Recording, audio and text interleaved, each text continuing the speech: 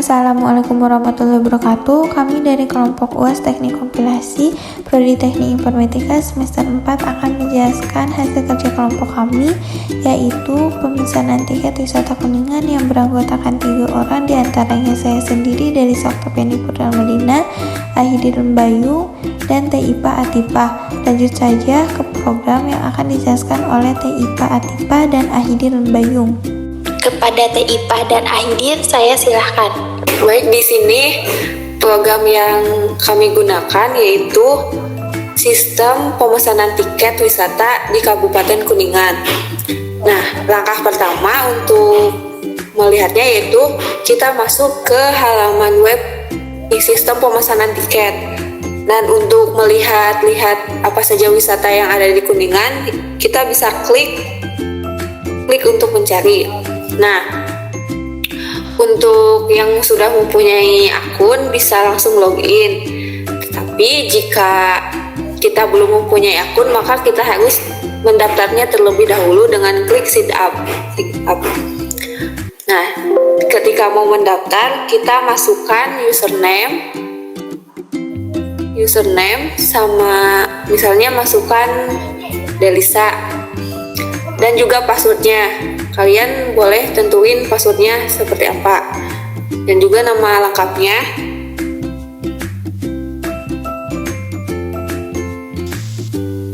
Nah, jika sudah lengkap data-datanya, maka klik sign up.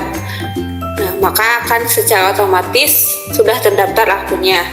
Jika kita sudah mempunyai akun, maka kita bisa login lagi dengan akun yang sudah tadi kita buat.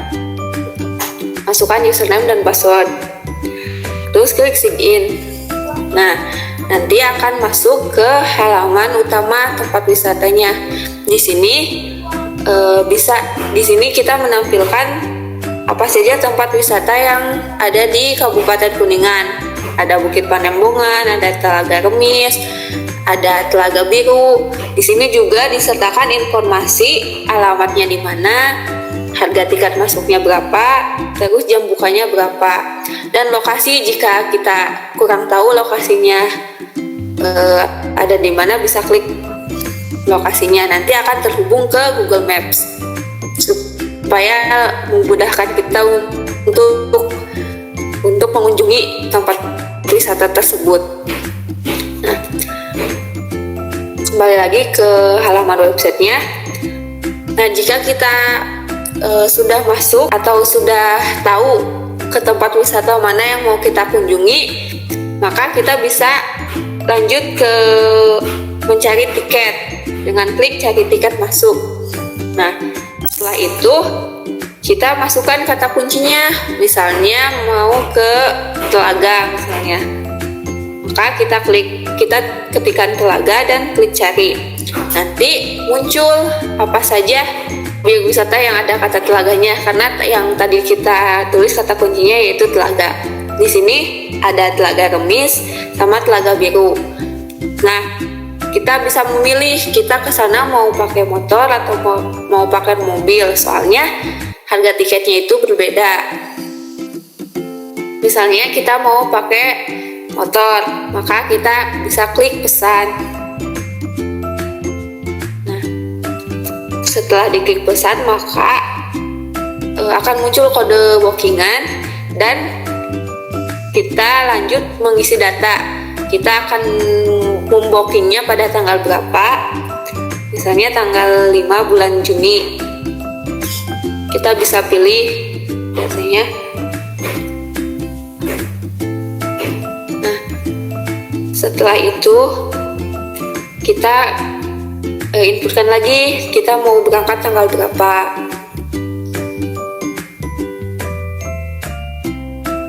Tanggal 9 ya.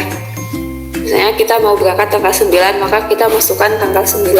Nah, di sini akan tercantum harga tiket yang harus kita bayar. Di sini dituliskan 17.000. Nah, jika sudah menginput semua data yang diperlukan, maka kita bisa klik booking untuk memesan tiket. Nah, langkah selanjutnya yaitu maka akan ada tampilan kode booking. Nah, untuk membayar yang terlebih dahulu dilakukan yaitu mengcopy kode bookingnya untuk nanti verifikasi.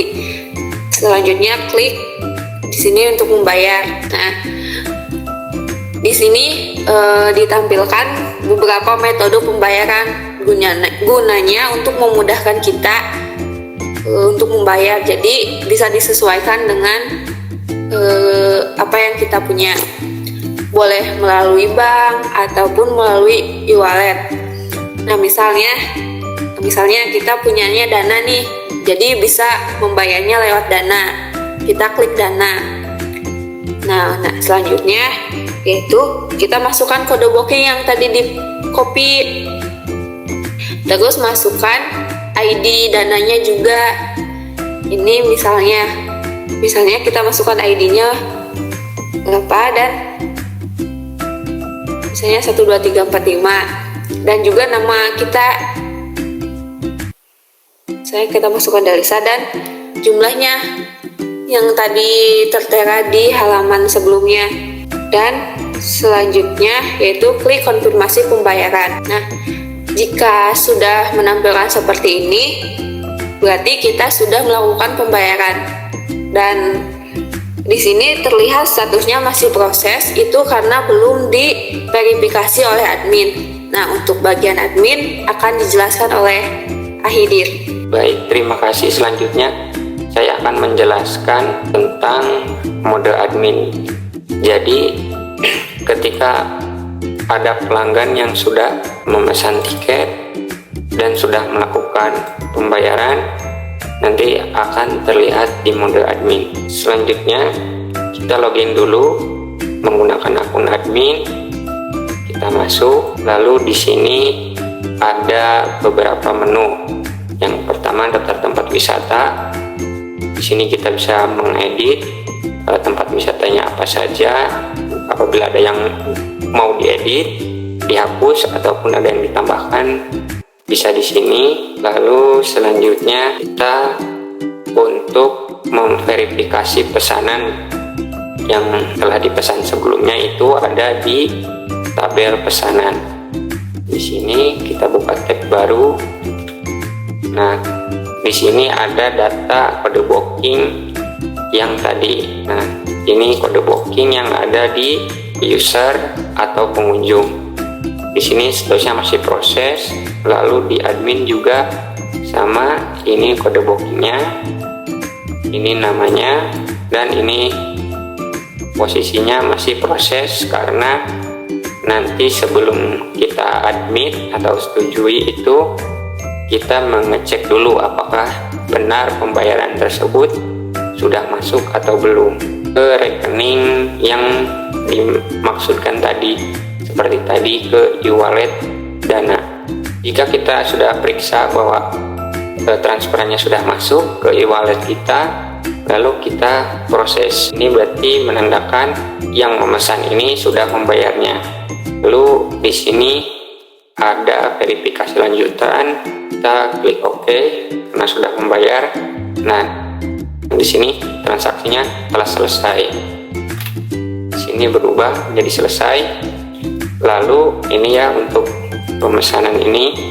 Lalu dari sini sudah selesai.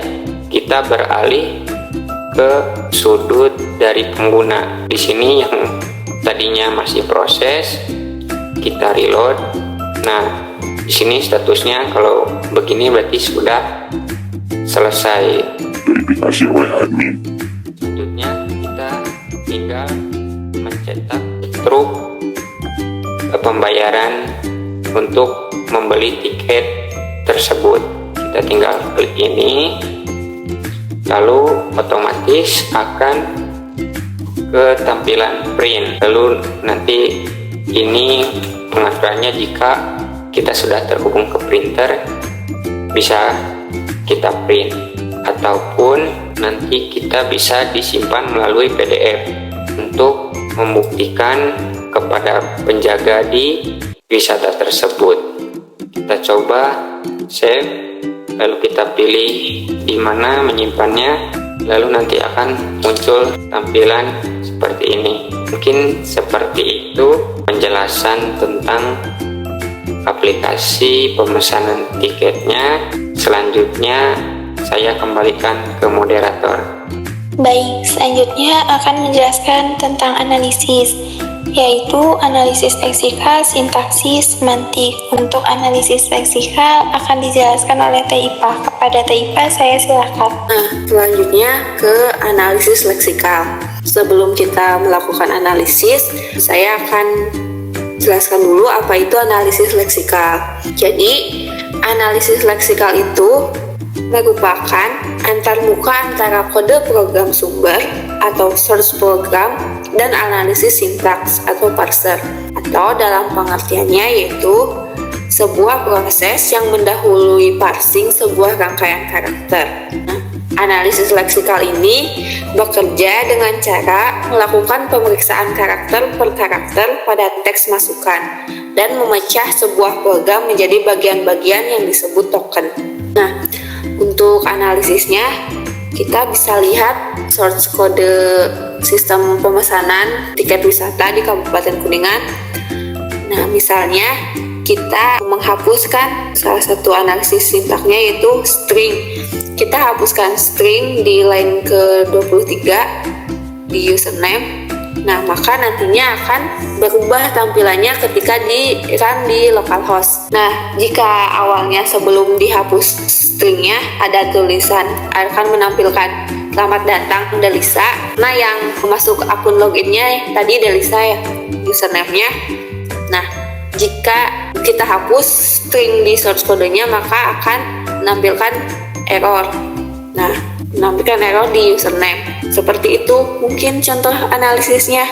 Jadi akan ada tampilan error di line ke-23 karena stringnya dihapus. Seperti itu.